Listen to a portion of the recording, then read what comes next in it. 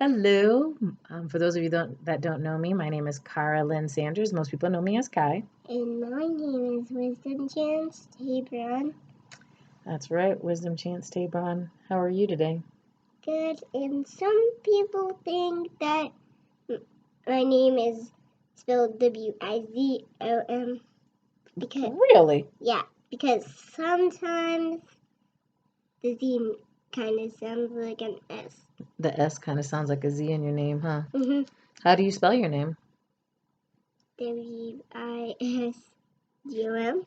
And how does it sound when you say it? Say all those words together. Wisdom. Ah, so the S sounds like the Z. I got it. So some people might think that they should spell it W-I-Z, right? Yeah, W-I-Z-O-M or W-I-Z for Wiz.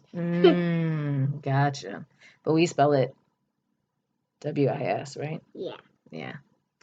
We are part of teamwork that makes the dream work, right? Yeah.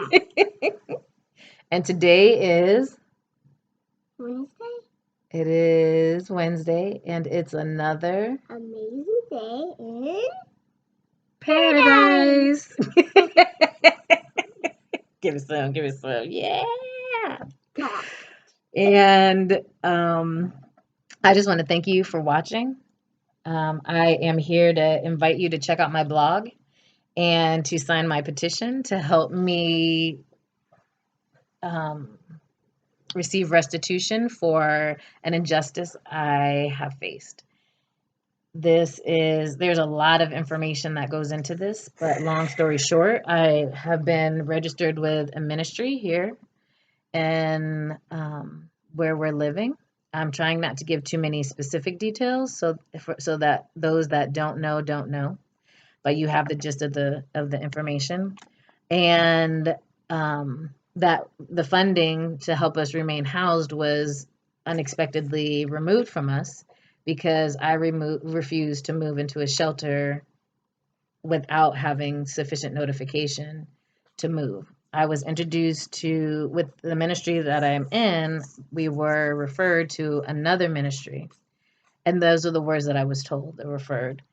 And long story short, it was 13 days that transpired before anybody said that we would have to move into a shelter. And we were told only after I inquired.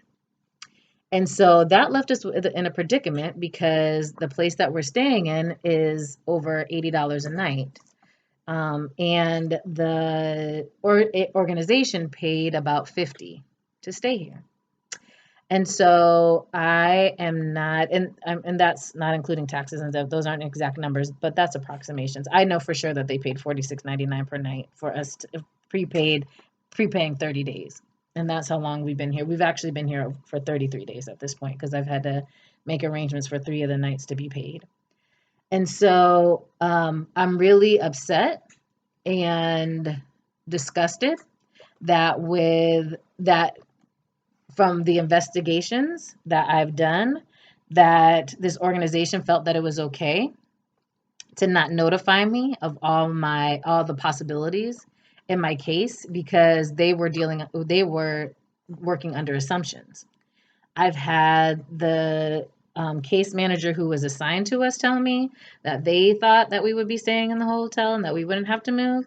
And I also had their supervisor tell me the exact same thing on 2 different occasions when they weren't anywhere in relation to one another to hear one another. And so if they felt that they should continue to pay for our stay, then I feel like it should not be a problem for them to pay for the 13 days that I didn't have to plan to do something different should I have decided to opt out of the program once I had all the details, which I didn't from the other organization or from this one. And so I'm asking people to stand with me that I should have a right to parent my son and not put him in situations that are not healthy for him or me, mentally, emotionally, spiritually, or physically. We've been in a shelter situation before, and my son has been attacked. He was only 4. And the children who attacked him decided they were going to kick him wearing combat style boots. because he had done something that they, and in turn, when they told their mother proceeded to be like, well, if he does it again, then make sure you hurt him, type of attitude. I don't know these people that I would have to be moving into the shelter with.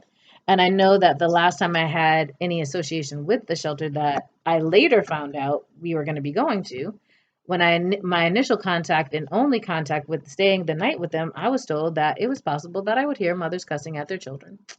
And I just happen to not have that same mentality, and I'm not going to subject my son to that.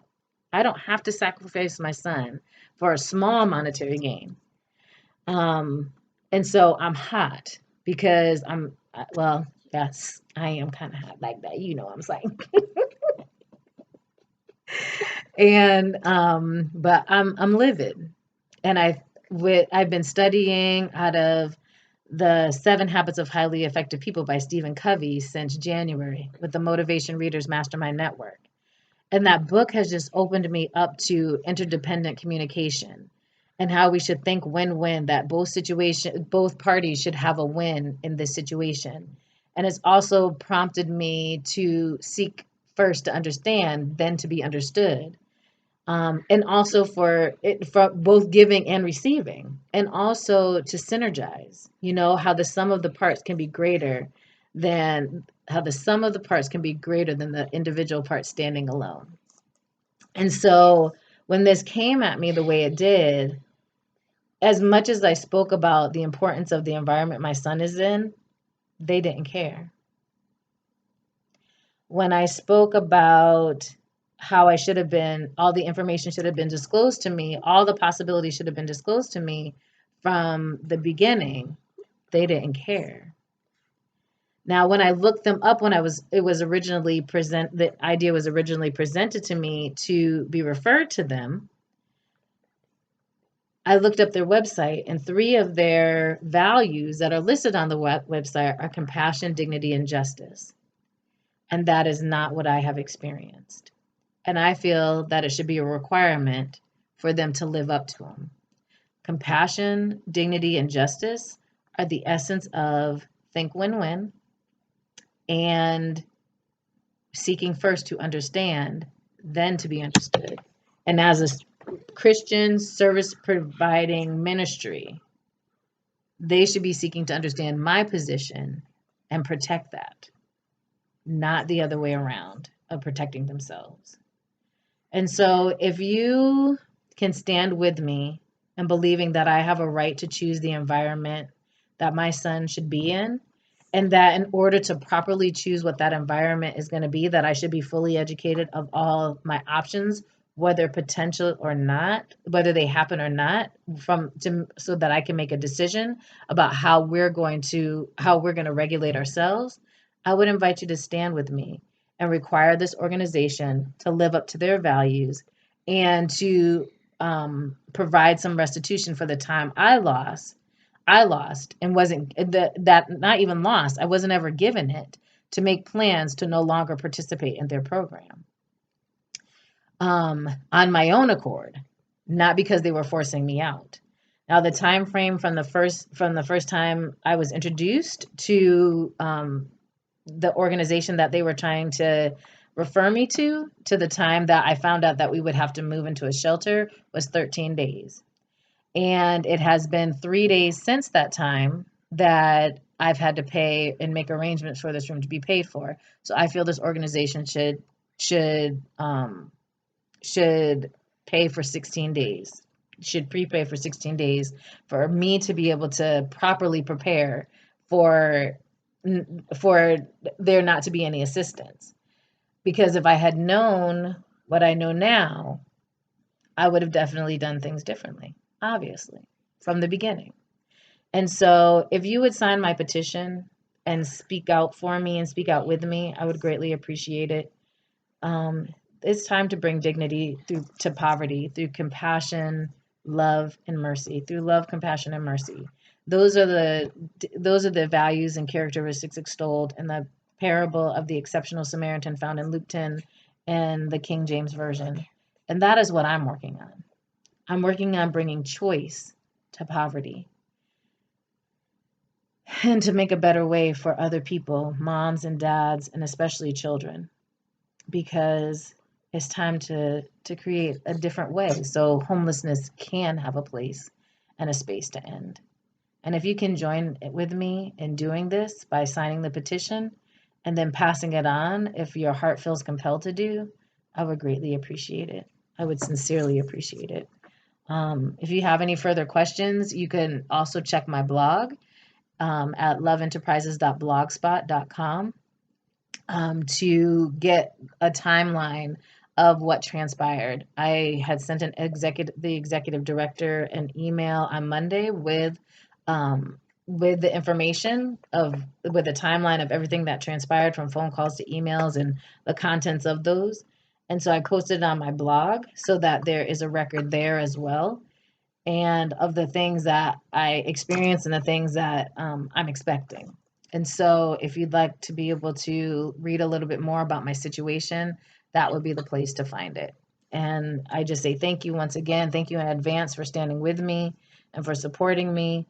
Please sign the petition and invite others to sign it. And let's give moms and dads and parents and in general the right and the power. This is the first step to giving parents the power to regulate the safety and security of the mental, spiritual, emotional, and physical health of their children. And with that, I say create today. Enjoy creating your day and enjoy the day you're creating. And I just want to give a quick shout out.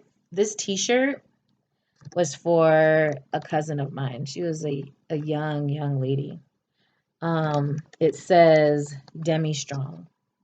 She was, and I may get this wrong, only 10 when she passed away from cancer. Yeah. And I wear this shirt when I need to feel a little bit strong. So I feel like I want to just say thank you to her and to her mom and to her family and all those who stood with her in her illness, because their examples have helped to make me strong in times of challenge and difficulty, and knowing that winning is the only option, because that's what the back of the t-shirt says. It says winning is the only option, and that is thinking win-win. And so this is for her, and this is for wisdom, and also this is for me. Yep. So I say thank you, and I love you, and I appreciate you. Peace. And my shirt says beach bum. It means I love the beach. Or a crab, because that's what it looks like. Woo! I lost him once. I'm not going to lose him again.